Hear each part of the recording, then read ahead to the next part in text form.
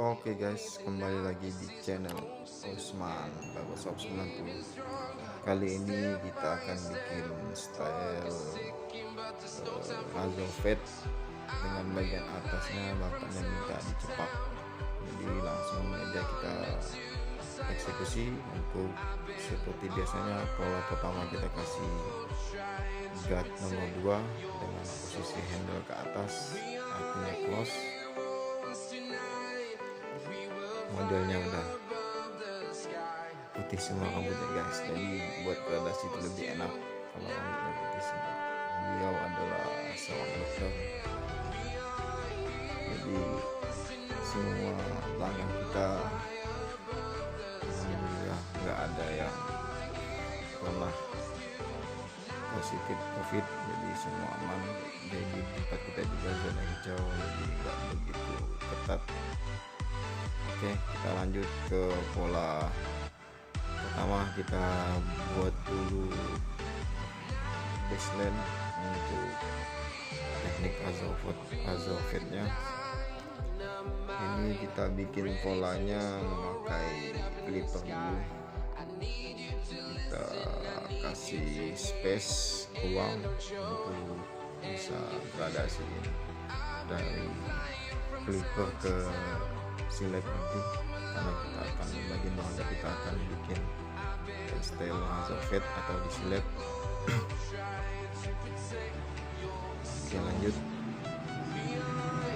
masuk ke pola selanjutnya. Kita bikin open tanpa guard, jadi tanpa sepatu.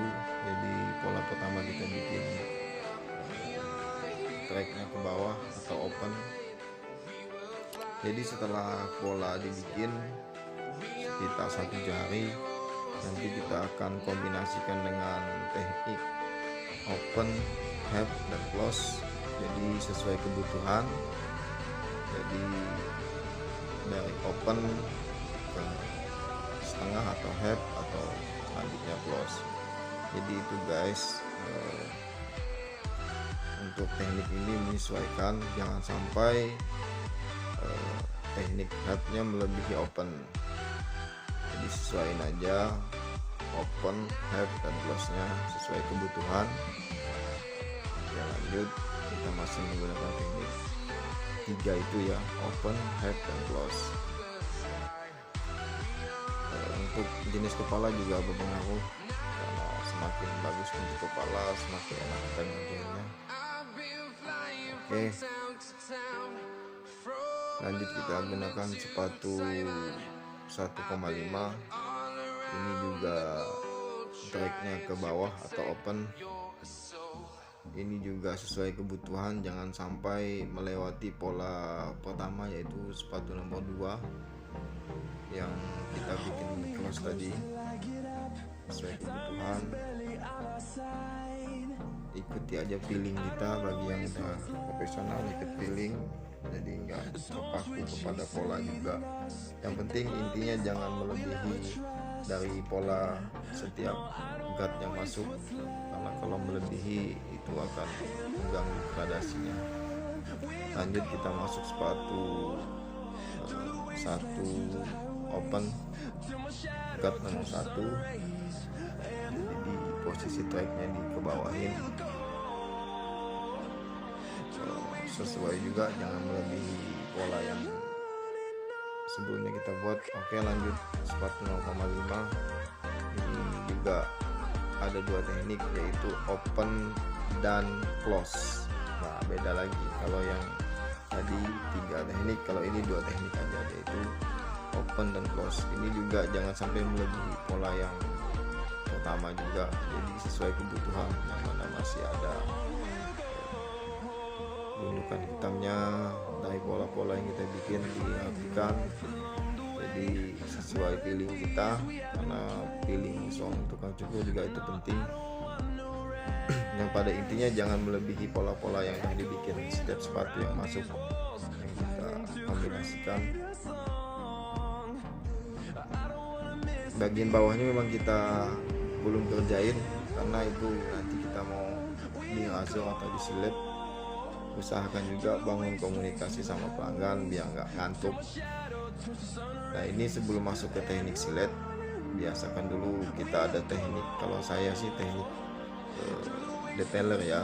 Jadi buat ngonekin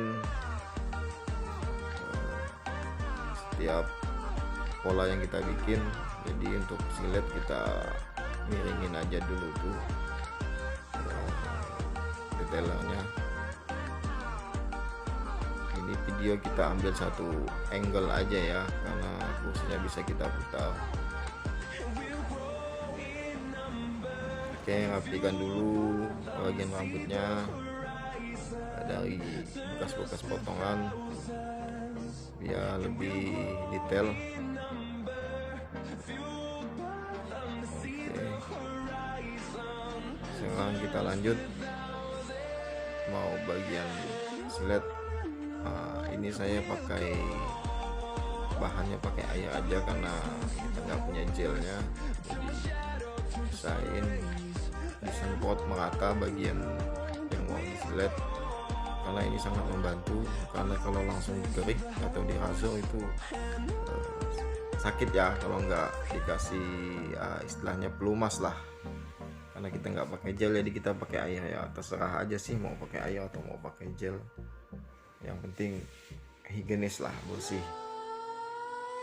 Oke, kita pasang dulu siletnya ya. Ini siletnya kita tetap ikuti standar ya, satu kepala satu silet. Jadi setiap potong rambut tuh setiap pelanggan satu silet. Oke, kita kerik. Misalkan kalau ngerik ada tekanan menarik biar nggak sakit. Tekniknya kan seperti biasa, bagian yang mau dikerik itu atasnya harus dikencangin, karena itu juga pengaruh ke gradasi biar nggak ada bekas. Oke. Pelan-pelan aja, nggak usah terburu-buru. Tetap ingat keamanan, karena kalau kita nggak profesional larinya ke branding kita bahaya. Oke, kita silet pelan-pelan, kencengin, kita silet lagi. Mana yang mau disilet ditarik ke atas kulit kepalanya, dikencengin. Bapaknya ngantuk guys, nah, kalau kebiasaan dicukur itu pasti ngantuk. Untuk tukang cukur nggak ngantuk, kalau tukang cukur ngantuk bahaya guys, nggak ada yang lanjutin motong loh. Oke, tetap hati-hati, karena itu juga silet tajam. Kalau kita nggak hati-hati bisa terjadi luka dan pendarahan. Oke, bagian bawah udah selesai kita rasur, bersih ya. Detail work juga, sambil bersih sambil lihat ada nggak bagian-bagian yang tersisa dari setiap pola yang kita bikin. Oke, lanjut, karena atasnya bapaknya minta dicepak, jadi cepak. Mungkin yang udah profesional udah bisa ya. Kalau saya sih konsepnya ngikuti bentuk kepala aja dengan teknik combo fur. Jadi ngikuti bentuk kepalanya. Ini juga perlu feeling, pelan-pelan aja. Untuk polanya saya ambil konsepnya bagian tengah, di tengah yang jadi acuan. Sisanya menyesuaikan sesuai pola yang di tengah. Kali ini modelnya seorang dokter, kita potong. Oke, tetap acuan di tengah, kita bikin pola dulu, kita rapikan sesuai bentuk kepalanya. Kalau kepala gini enak, rambutnya juga ngedukung, kalau dicepak enak banget ini. Yuk kita rapikan lagi. Teknik combo fur ini pelan-pelan aja, tetap acuannya gundukan di tengah kepala ya. Itu jadi gundukan, jadi semua sisinya pusatnya di situ. Jangan juga kependekan dari situ, udah semua sisinya jadi tengah yang jadi acuan. semakin jam terbang banyak semakin enak guys. Jadi jangan pernah bosan untuk belajar, karena yang orang profesional itu berdasarkan pengalaman juga, jam terbang juga. Jadi kita mengekspresikan diri, berkombinasi, jangan pernah takut gagal. Oke, lanjut, kita rapiin. Itu udah mulai kebentuk polanya, karena memang pola konsep pertamanya kita ikuti gundukan di tengah kepalanya tuh. Perhatiin sisi-sisinya udah sama apa belum.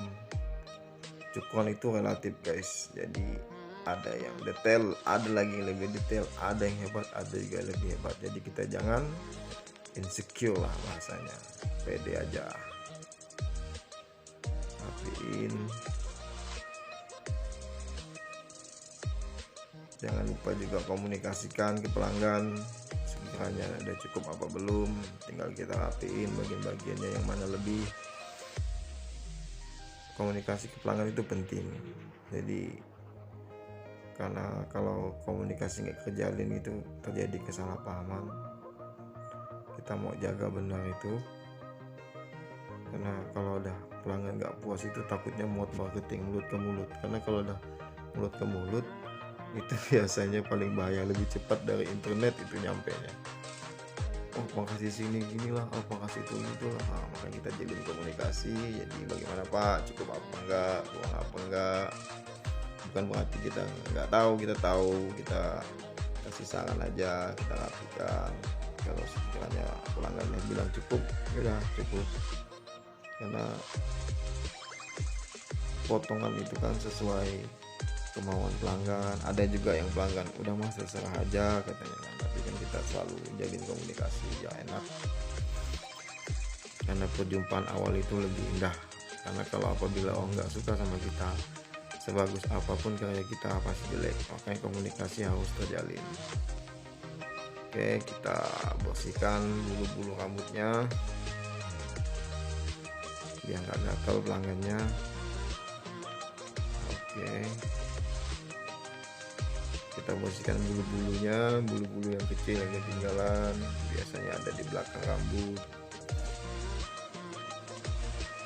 Oke, selesai. Terima kasih guys, jangan lupa subscribe, like, and comment ya. Oke.